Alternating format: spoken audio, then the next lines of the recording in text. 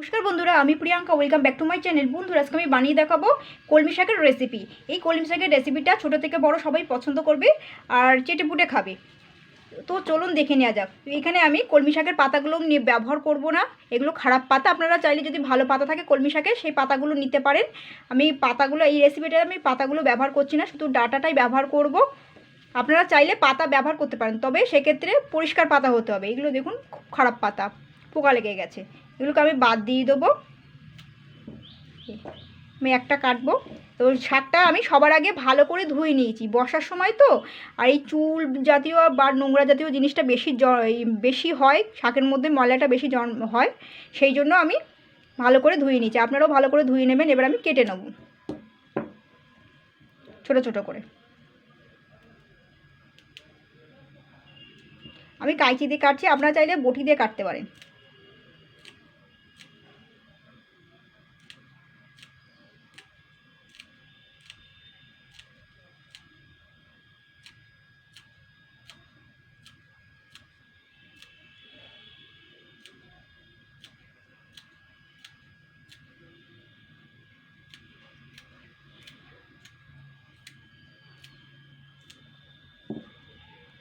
আমি এরকম ছোটো ছোটো করে কেটে নিয়েছি।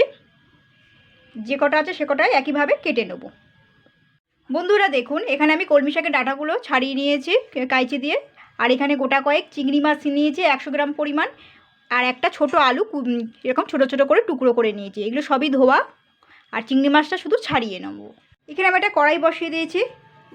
কড়াইয়ের মধ্যে আমি 1 চামচ জিরে, আস্ত জিরে, আর 1 চামচ আস্ত ধনে আমি দিয়ে দিচ্ছি। আর দিচ্ছি এখানে সামান্য একটু জয়িত্রী, জয়ফল আর একটা শুকনো লঙ্কা। জাস্ট 2 থেকে 3 মিনিট আমি হালকা নাড়াচাড়া করে নেব। 2-3 মিনিট হয়ে গেছে ভাজা। এবার আমি কড়াই থেকে তুলে নেব। তুলে নিয়ে আমি মশলাটাকে আমি গুঁড়ো করে নেব।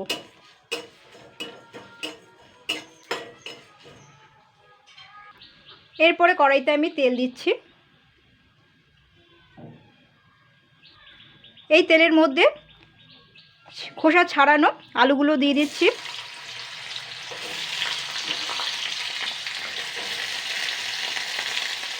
আলুগুলোকে আগে আমি ঠিক আলু ভাজার মতন করে ভেজে নেব।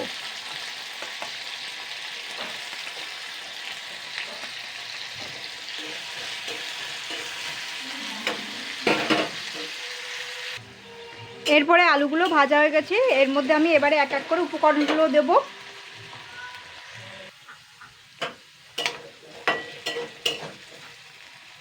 আলুগুলো লাল লাল হয়ে গেছে। এবার গোটা কয়েক চিংড়ি মাছগুলো দিয়ে দিচ্ছি। চিংড়ি মাছটা একটু হালকা নাড়াচাড়া করে নেব।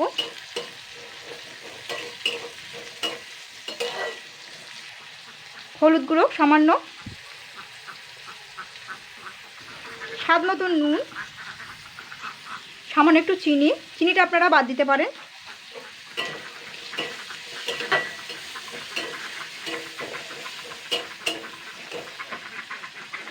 এরপরে কুচানো কলমি শাকের ডাঁটাগুলো দিয়ে দেবো।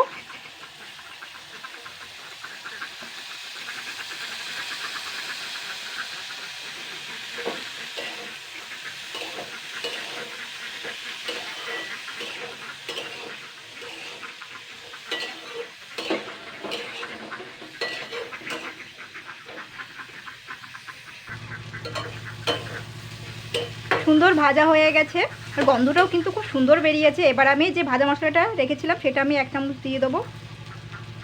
নামানোর আগে জাস্ট আমি 2 মিনিট হালকা নাড়াচাড়া করব, তারপরে নামিয়ে নেব।